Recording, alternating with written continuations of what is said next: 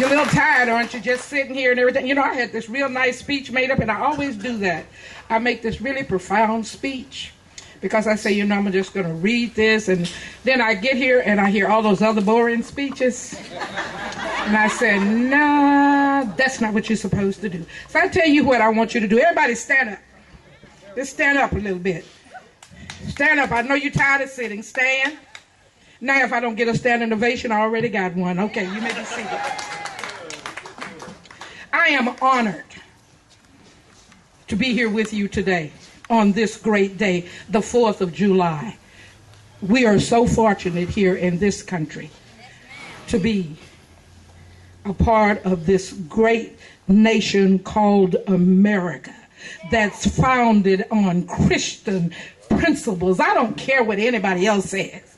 When you read the Constitution, see, I might preach a little bit here today. When you read the Constitution and you read the Declaration of Independence, you know that it's God-centered. You know that. You know without divine intervention, it could not have been written. I'd like to start off with you, if you don't mind, a little story.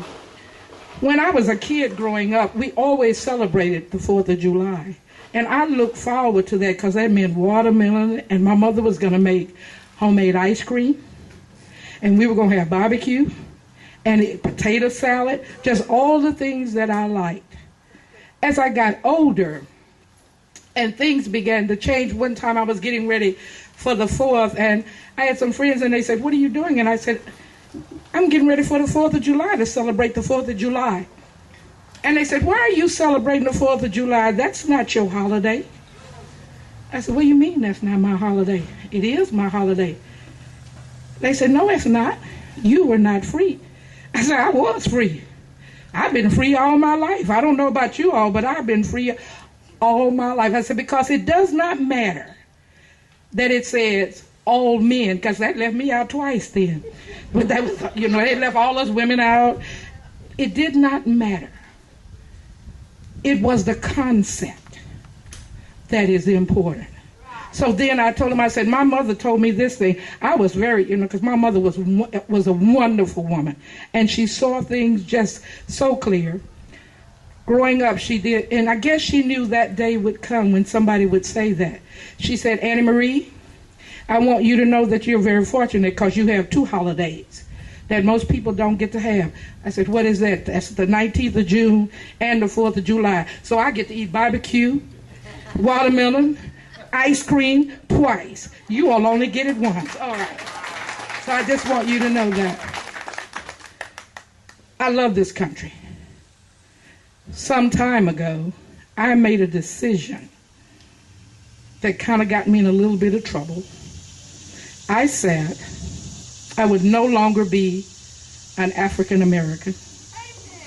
I am an American.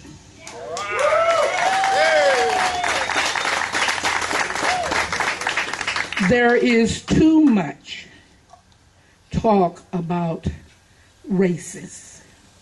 We are one nation under God. So I'm an American.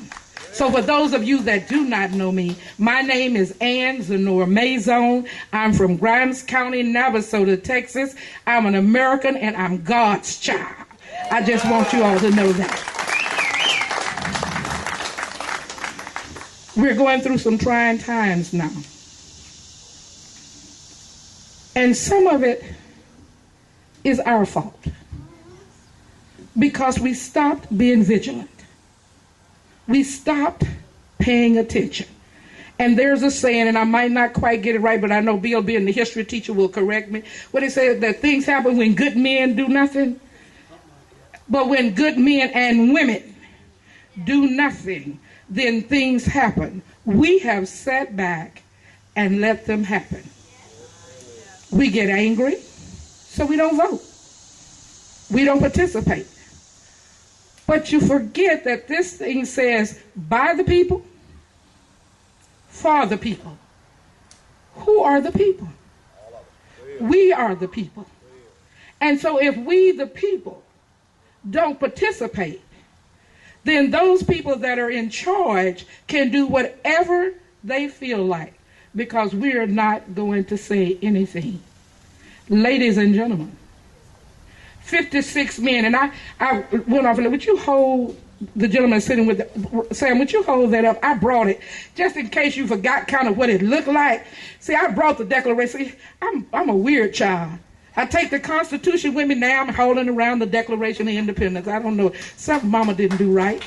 But I want you to understand how important this document is. I was going to read this document, but Bill already did that, so that cut part of my speech out. But look at this. Look at this. How many of you really looked at the Declaration of Independence lately? Oh, don't everybody hold their hand up at one time.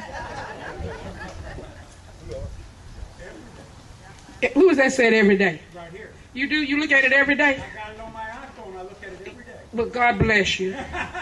It's always one, isn't it? But I tell you, Bill, all right. But I want you to understand that this document is a rarity because it's a creed, and no other country in the world was formed with a creed. You see, some were formed by race, some were formed by land, some were formed by kings, but a creed. Can you imagine? We hold these truths, and I'm getting it wrong. I'm like you, Bill. I'm going to have to get to my notes here. I want to read this because I want to read this to you.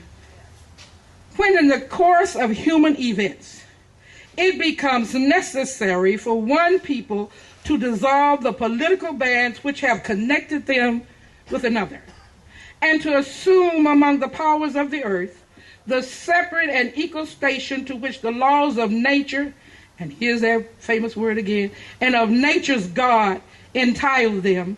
A decent respect to the opinions of mankind requires that they should declare the causes which impel them to the separation.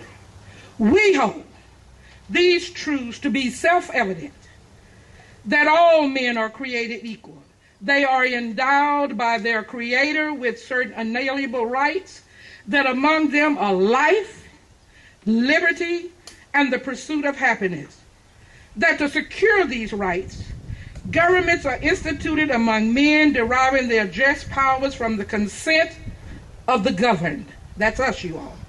That whenever any form of government becomes destructive of these ends, it is the right of the people to alter or to abolish and to institute new government. Can I read that again? Because sometimes I don't think we understand that right there. This just wasn't in back there. This is for now too. It is the right of the people to alter or to abolish it and to institute new government, laying its foundations on such principles and organizing its powers in such form as to them shall seem most likely to affect their safety and happiness.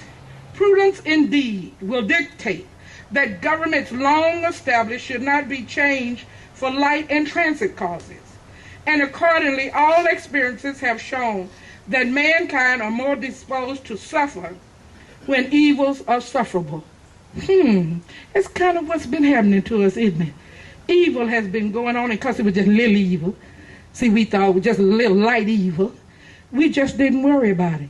That's that when you don't participate, when you don't read, when you don't find out what's going on the city level, on the state level, and on the national level. And then you wake up one morning and say, good God from Zion, what has happened to us? Here, you must read this document. This is a very important document. We need to read this. I want to skip, if you don't mind, to the last part of this, and this too is important. We therefore, the representatives of the United States of America in General Congress, assembled appealing to the Supreme Judge of the world for the rectitude of our intentions, do in the name and by authority of the good people of these colonies solemnly publish and declare that these united colonies are and of right ought to be free and independent states, that they are absolved from all allegiance to the British crown, and that all political connections between them with the state of Great Britain is and ought to be totally dissolved, and that as free and independent states, they have full power to levy war, conclude peace, contract alliances, establish commerce, and do all other acts and things which independent states may of right do. And for the support of this declaration, with a firm reliance on the protection of divine providence, we mutually pledge to each other our lives, our fortunes, and our sacred honor. Our lives, our fortunes, and our sacred honor. How many of us are willing to do that today? Not so much our lives, but it depends on how you look at that. Because sometimes when you protest or you speak out, your life is ruined. You see, I tell people at this age, I'm on that downhill anyhow. So I just say whatever I want to say because there's not a whole lot they can do to me. I'm 65. I know I look good for 65. I understand that. But I'm 65. So I'm going to speak out and say what I want to say. Because there's not a whole lot they can do to me. It's like at the school district where I work, you know, sometimes it gets really crazy, and I say, well, you know what? Here's the thing, guys. I'm going to say what I want to say. Because either way, you're going to pay me. You're going to pay me if I work, and you're going to pay me if I retire. So it's okay. So I just say what I want to. So we have to look at these things and understand that right now, this country is in trouble. How many of you know we're in trouble? You know, y'all kind of a dead group, too. How many of y'all know we're in trouble? All right, we are in trouble. Because, again, we have let people govern us, and we have not paid attention. We have not cared. We have been wanting hope and change, and we got it. I do want you to understand that. We did get hope and change. It wasn't what you was hoping for, and it changed everything that you know, but it was hope and change. We have to right side this government again if we are going to survive. If we are going to do the things that our forefathers set forth for us. Do not let what these 56 men did just be in vain. We have the power. How many of you know that you have the power? We have the power. And what is our power? Uh-oh. Oh, son of a gun. Wait a minute here now. What is our power?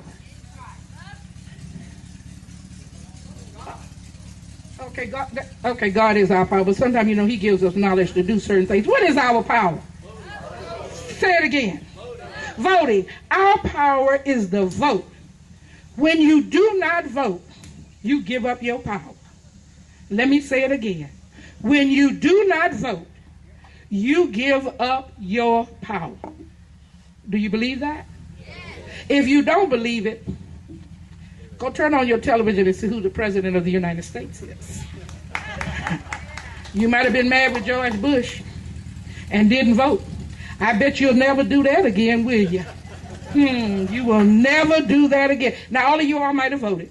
I'm not going to ask you how many voted, because I made the mistake of doing that somewhere else, and right after they started the tea parties, and I think we were over in College Station, and I was saying, I was just all fired up, and I said, yes, and you know, we just got through with the primary. How many of us voted?